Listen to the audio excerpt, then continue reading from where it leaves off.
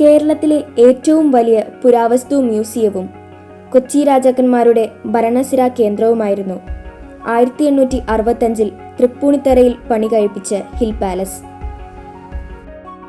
54 ഏക്കറിൽ തദ്ദേശീയ ശൈലിയിലുള്ള 49 കെട്ടിടങ്ങളടങ്ങുന്ന ഈ കൊട്ടാരത്തിൽ ഹിൽ പാലസ് പുരാവസ്തു museum, heritage museum, deer park, ചരിത്രാതീത പാർക്ക്, കുട്ടികളുടെ പാർക്ക് എന്നിവ ഉൾക്കൊള്ളുന്നു.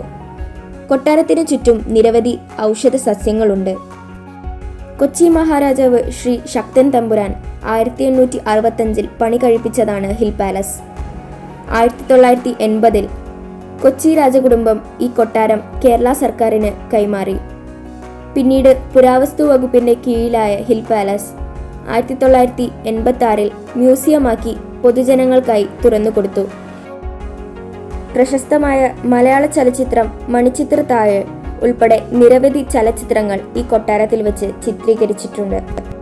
1991 മ്യൂസിയം തുറന്നു പ്രവർത്തനം ആരംഭിച്ചത്. നിലവിലിവിടെ 11 ഗാലറികളുണ്ട്. കൊച്ചി മഹാരാജാവും രാജകുടുംബാംഗങ്ങളും ഉപയോഗിച്ചിരുന്ന വസ്തുക്കൾ, പുരാതനമായ ശിലാഫലകങ്ങൾ, ശില്പങ്ങൾ, നാണയങ്ങൾ തുടങ്ങി നിരവധി വസ്തുക്കൾ മ്യൂസിയത്തിലുണ്ട്. ലണ്ടനിലുള്ള എക്സ്പ്രസ് ലിഫ്റ്റ് കമ്പനി 1914 നിർമ്മിച്ച കേരളത്തിലെ ആദ്യത്തെ ലിഫ്റ്റ് ഈ കൊട്ടാരത്തിൽ കാണാം. രാജകൊട്ടാരത്തിൽ ഉപയോഗിച്ചിരുന്ന സിംഹാസനങ്ങളും മറ്റ് ഫർണിച്ചറുകളും ഇപ്പോഴും സംരക്ഷിക്കപ്പെടുന്നു. അതുപോലെ ആട്ടിൻതോലിൽ എഴുതപ്പെട്ട പുരാതനമായ തോറ ഗ്രന്ഥവും ഇവിടെയുണ്ട്. ഇതൊരു വൈവിധ്യം നിറഞ്ഞ മ്യൂസിയം ആയതിനു പിന്നിൽ പെരുമ്പടപ്പ് സ്വരൂപം എന്ന കേരളത്തിലെ രാജവംശത്തിന്റെ ചരിത്രമുണ്ട്.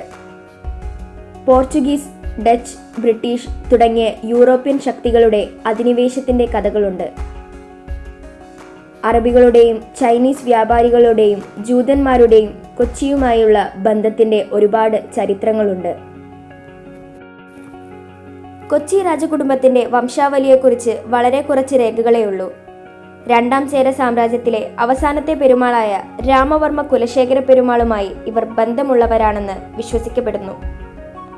12ാം നൂറ്റാണ്ടിലാണ് അദ്ദേഹം തന്റെ ഭൂമി തന്റെ പുത്രന്മാർക്കും അനന്തരവൻ വീരകേരളവർമ്മയ്ക്കുമായി വീതിച്ചെടുത്തത്.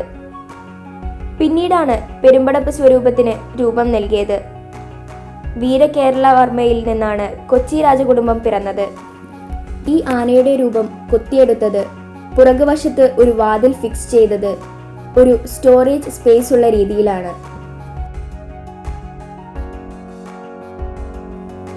രാജ്യത്തിന്റെ ആദ്യ തലസ്ഥാനം വന്നേരിയിലെ ചിത്രകൂടമായിരുന്നു. കോഴിക്കോട് സാമൂതിരിമാരുടെ ആക്രമണത്തെ തുടർന്ന് രാജാവ് തന്റെ ആസ്ഥാനം മഹോദയപുരത്തേക്ക് മാറ്റി.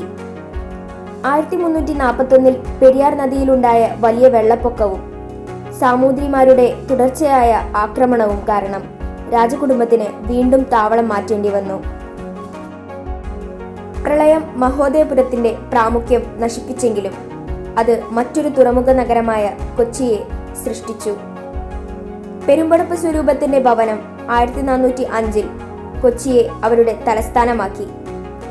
തുടർന്ന് കൊച്ചി രാജകുടുംബം എന്നറിയപ്പെട്ടു.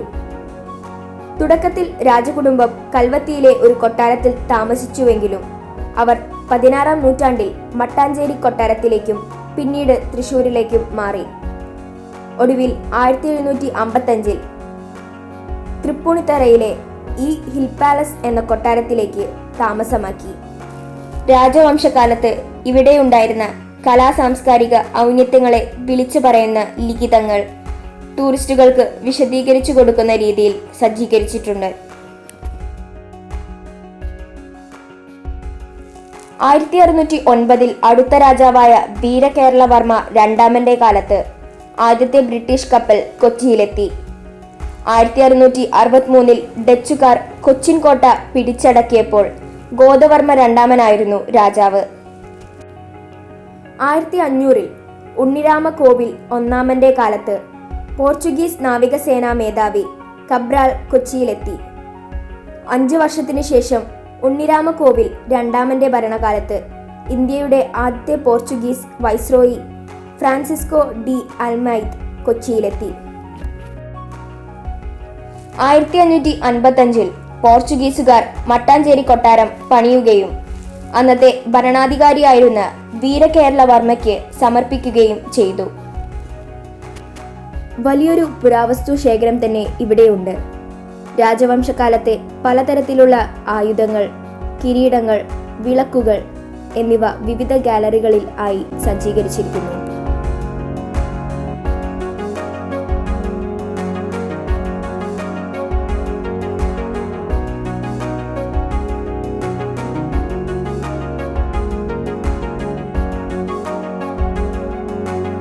കൊട്ടാരത്തിന്റെ വാസ്തുശില്പ ഭംഗി എടുത്തു പറയേണ്ടതാണ്. വിവിധ വർണ്ണങ്ങളിലുള്ള ഈ തറയോടുകൾ വളരെ ഭംഗിയുള്ളതാണ്.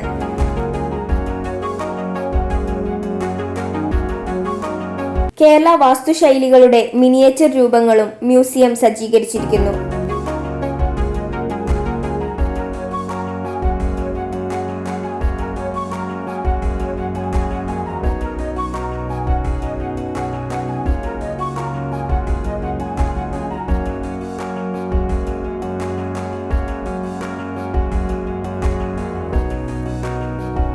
കൊച്ചിയിലെ ഏക വനിതാ ഭരണാധികാരി, കിരീടമണിഞ്ഞ ഗംഗാധര ലക്ഷ്മി റാണി 1656 അധികാരമേറ്റു. ഏറ്റവും ജനപ്രീതിയാർജിച്ച ഭരണാധികാരിയായ കേശവ രാമവർമ്മ 1565 മുതൽ 1601 വരെ കൊച്ചി ഭരിച്ചു. അദ്ദേഹത്തിന്റെ കാലഘട്ടത്തിലാണ് ജൂതന്മാർ കൊച്ചിയിൽ സ്ഥിരതാമസക്കാരാകുകയും ഇവിടെ ജൂതനഗരവും സിനഗോഗും പണിയുകയും ചെയ്തത്. കൊങ്കിണികൾക്ക് മട്ടാഞ്ചേരിയിൽ ഭൂമി നൽകിയതും രാമവർമ്മയാണ്. ശക്തൻ തമ്പുരാൻ എന്നറിയപ്പെടുന്ന രാമവർമ്മ അഞ്ചാമൻ 1790 അധികാരമേറ്റു. രാജ്യത്ത് സാമ്പത്തികവും വ്യാപാരവുമായ അഭിവൃദ്ധി ഉറപ്പാക്കാൻ കഴിയുന്ന ശക്തനായ ഭരണാധികാരിയും നയതന്ത്രജ്ഞനുമായിരുന്നു അദ്ദേഹം. കുളത്തിലേക്ക് നീരാട്ടിനായി പോകുന്ന വഴിയാണിത്. ഇത് ചെന്നെത്തുന്നത് മനോഹരമായ കുളത്തിലാണ്. കുളത്തോടനുബന്ധിച്ച് മറ്റു പല കെട്ടിടങ്ങളും കാണാം. ഇന്നുള്ള പല സിനിമകളിലും ഈ ഭാഗങ്ങൾ ചിത്രീകരിക്കപ്പെട്ടിട്ടുണ്ട്.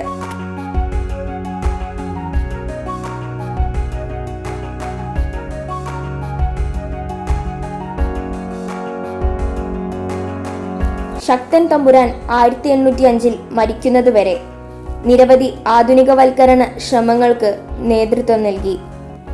അദ്ദേഹത്തിന്റെ ഭരണകാലത്താണ് കൊച്ചി രാജ്യത്തിന്റെ ഇംഗ്ലീഷ് യുഗം ആരംഭിച്ചത്. രാമവർമ്മ 13ാമന്റെ ഭരണകാലത്താണ് കൊച്ചിൻ ഹാർബറിന്റെ വിപുലീകരണം വിജയകരമായി പൂർത്തിയാക്കി ഹൈക്കോടതി തുറന്നത്. എന്നിരുന്നാലും ഭരണത്തിലെ ഈ ആധുനികവൽക്കരണ നടപടികളുടെ ക്രെഡിറ്റ് ബ്രിട്ടീഷ് സാമ്രാജ്യത്തിനും രാജാവിന്റെ മന്ത്രിയായിരുന്ന ഷൺമുഖം ഷെട്ടിക്കും അവകാശപ്പെട്ടതാണ്. 1949 കൊച്ചിയും തിരുവിതാംകൂറും ലയിക്കുന്നതിനു മുൻപ് ഒരു വർഷം മാത്രം ഭരിച്ചിരുന്ന പരീക്ഷിത്ത് തമ്പുരാനായിരുന്നു കൊച്ചിയിലെ അവസാന രാജാവ്.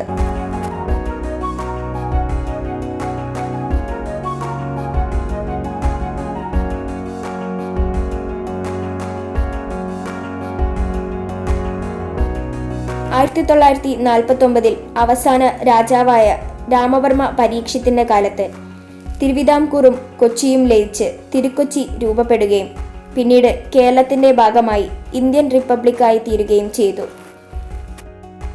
ഈ ഭരണാധികാരികളെ കൂടാതെ പ്രത്യേകിച്ച് ചരിത്ര പ്രാധാന്യമില്ലാത്ത നിരവധി രാജാക്കന്മാരുണ്ടായിരുന്നു.